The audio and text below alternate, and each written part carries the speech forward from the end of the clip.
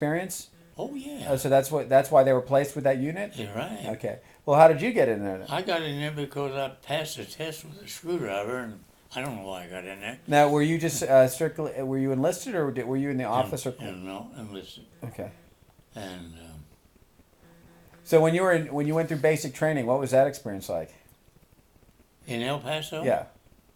well, I tell you, if you sat down on a rock, it was 130 degrees. You probably could fry an egg on the rock, and it was tough. I mean, we had spent an awful lot of time out in the desert. Do you remember of any? Do you remember people kind of not making it or? Oh, we didn't have many drop. No, we didn't have any dropouts. We had a commanding officer who was raised by two old maid aunts, and he should have come out of West Point because he was um, every day he even pressed his jeans and work. He was By the book? hair was always right. He had to shave just right. Mm. Oh, he was good. He was good.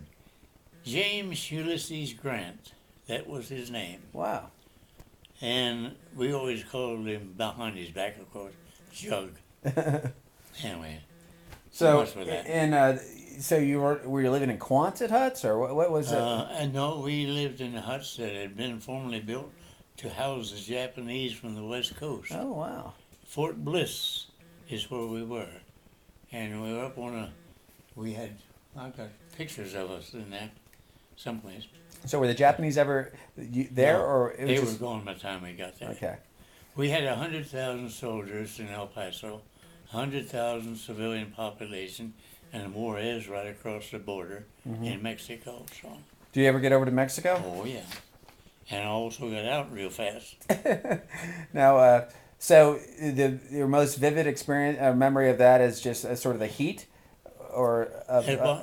of basic training is the heat. You mentioned your commanding officer. Oh, sure, we had the heat. We'd go out on the desert, bivouac out there. We had to beat the bushes to get the snakes out, and then we'd go to bed down on. And sometimes it got so cold that it would freeze the canteens, but by 10 o'clock the next day, you're in short sleeves. Interesting. That's the way that was. So in that way, so how long do you think you were there? Just for a month or two, or Oh no. No, I was there until we shipped out in 44? 44. Yeah, I reckon it was 44. So as the war's unfolding while you're there, do you have any sense of where you're going to be deployed, or? Nope, we got on again and again. Our orders came through and we got on a train and went up to Camp Kilmer in Jersey over here. And from Camp Kilmer we went down to Pier 54 and joined the convoy there going to England. Okay, and so this uh, was there any point at which you knew that you were going to be? When did you find out you were going to be in the European theater, or No, we just got word one day and there you going? there we went. And do you remember any memories of D-Day, finding out about D-Day, or whether you would be involved in that, or? Hmm. No, not really. Well, when the war ended, of course, as you know, Roosevelt died. Mm-hmm. And Truman Mm-hmm. took over. Well, that was a big blow, of course, but Mm-hmm. um, outside of that, So, given your how did then you said you went over to England, and how long were you in England before you 3 months. 3 months?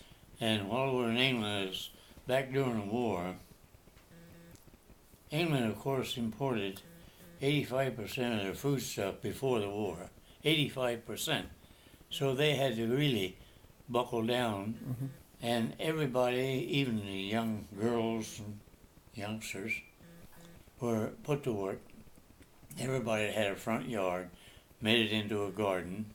Everybody, like for instance, in a small town, of WWII, where we were stationed, they had a big farm out here. Well, the physically able girls chopped wood and did the heavy work down to the point where the young, frail ones would pick up the eggs and what have you, or do other small jobs around the farm. Everybody worked. So are you seeing? So were you?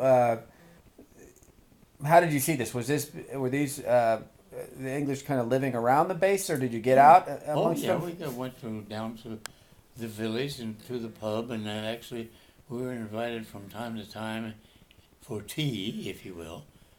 And even during the war, they're having tea. Mm-hmm. Had to, and we of course had our vehicles, equipment to take care of. We'd go for up to Liverpool for supplies, up to Manchester and several other places.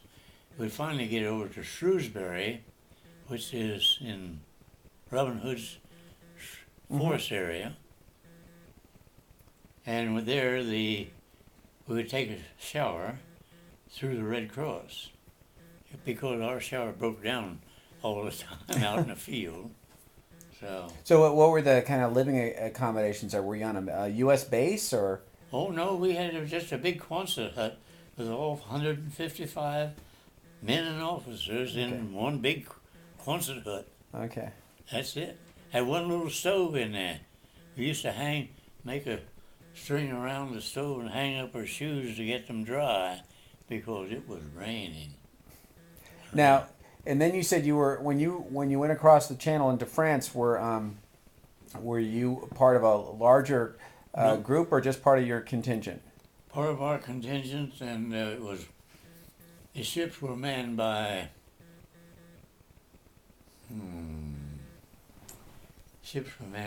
what do you call them? They're not the Coast Guard. It's Merchant Marine. Merchant Marine. Sure. They were in the Merchant Marine, and there it was not unusual to see the sailor sleeping on the floor of the ship rather than the bunk because he had everything stacked up with cigarettes and what have you clear the ceiling because you could take a carton of cigarettes and go to Paris and have a ball. That's just with that. That's currency, huh? Yep. That was it. And I've seen actually the Merchant Marine boys sell a shirt right off their back because everybody didn't have anything. Wow. So anyway. So but it's on that trip. Is it actually on the trip over that you blew out your knee? You what? When you hurt your knee, was that actually as you're crossing over the channel? Going across the channel. And I went up there, to get a meal, you had to go up on the deck and fish out some rations out of a pot that had hot water in it. And I was on the back and somebody left a tarp off over the steps going down into the hole where we were all down in. This was a Victory ship. Well, I hit the first step and that was it till I got down almost to the bottom. And if I hadn't caught my leg on one of the posts along the steps, I would have killed myself, I think. Oh, wow. So I caught my leg here, and I just swung around